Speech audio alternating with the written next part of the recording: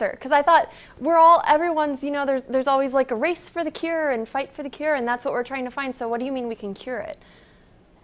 Yeah, well, all the research has been mostly wasted because it doesn't really get at how to cure cancer. Most of the research dollars go to how to measure cancer and how to treat cancer, but not how to cure it or how to prevent it. And again, the technology, the knowledge to prevent and cure cancer already exists. All we have to do is teach it to people, put it to use, and that's why I wrote a whole book on it.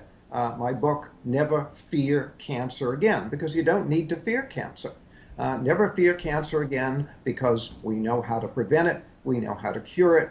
All we need to do is teach people how to do it. So what is the cure? Well, we talked about, in the first segment about cells, how about the body is made of these little microscopic units of cells. You cannot be sick unless cells malfunction. Well, when cells malfunction in a certain way, we get what we call cancer. Well, what is that certain way? That certain way is that the cell is no longer metabolizing oxygen properly. So there is a deficiency of oxygen metabolism in the cell. When that happens, the cell turns into a cancer cell. So your job is to make sure that all of your cells are getting adequate amounts of oxygen and processing that oxygen properly. And then if you have cancer, you have to again make sure that the cells are getting and processing oxygen, and then the cancer simply goes away and disappears. I mean, we have people who read my books with stage 4 cancer, people who are sent home to die. They're told by their doctor, there's nothing more we can do for you. Go home, call hospice, die. They read the book, they cure their cancer, and it's all gone. It's so simple to do. So how do you make sure that your cells are getting enough oxygen? Because I can't tell. I mean, my cells look fine to me. I don't know. Yeah, well, they do look fine. Well, one thing you can do is to stop eating sugar. In fact, you have to stop eating sugar, especially if you have cancer. Cancer cells eat only one food, and that's sugar. Really? Oh, yeah. Oh, And I had they no eat idea. a tremendous amount of sugar. So if you eat sugar, you're feeding the cancer. So if you have cancer, you have to be off of all sugar. And if you want to prevent cancer, be off of all sugar. Sugar causes cancer in many different ways. For example, we talked about the fact that sugar lowers your immunity, damages your immunity. Well, your immune system is your number one defense against cancer. So if every day you're constantly lowering your immunity because you're eating sugar, you're going to make yourself more susceptible to cancer. Then if you do have a cancer cell in your body, the cancer cell needs a lot of sugar. So if you're eating a lot of sugar, you're feeding the cancer cell, helping it to grow.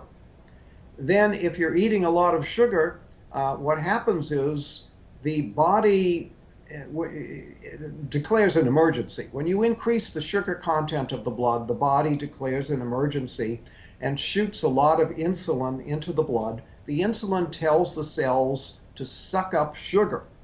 So the cells do that. They go and they take all the sugar up, but now the cell has too much sugar. And what the cell does is it produces a saturated fat out of the sugar, and then it puts the fat into the cell membrane. Well, when you put the fat into the cell membrane, you damage the ability of oxygen to get into the cell. So when you eat sugar, you damage your cell membranes, you lower the amount of oxygen that can get into the cell, and now you may be creating cancer because you're creating an oxygen deficiency in the cell. Now we want to reiterate too, Doctor, what you mentioned in our first segment, which is that natural sugar is better, right? If you go for fruits, is that still okay to be eating fruit? Because we've all heard fruit is so healthy. Fruit is healthy. Fruit juice is not healthy because now you're getting too much bioavailable sugar too fast. But eating fruit is very healthy. There's nothing wrong with that. For example, I'll tell people with cancer to drink a lot of carrot juice, for example, and say, well, don't carrots contain sugar? Well, yeah, there's some sugar in the carrots, but the carrot juice is very, very healthy. So something like V8 might be a good choice.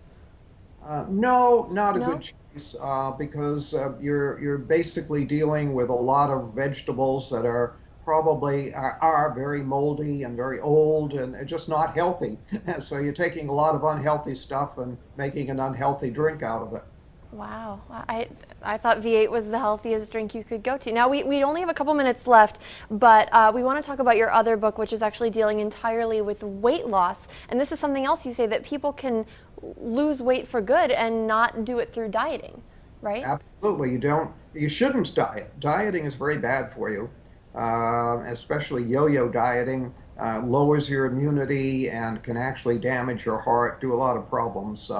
So what you want to do is lose weight. Well, the simple way to do that is to stop eating sugar and I'm stop. starting to sense a theme here with the sugar. Seems like Yeah, that's the answer to all of these problems.